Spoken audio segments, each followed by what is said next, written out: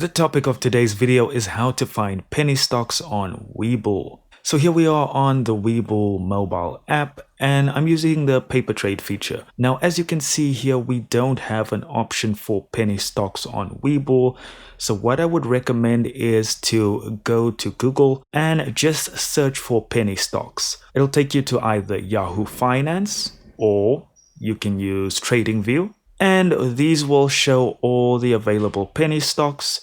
And what you can do then is once you found one, they'll give you analytics as well. Then you can head back to Webull and just search for that specific penny stock. So for instance, healthcare triangle, and here you will see it pops up with NASDAQ. And you can even see our chart is exactly the same. And then you can begin trading. And that's all there is to it. I hope they implement the feature very soon. Thank you so much for watching. Do consider liking and subscribing, and I'll see you in the next video.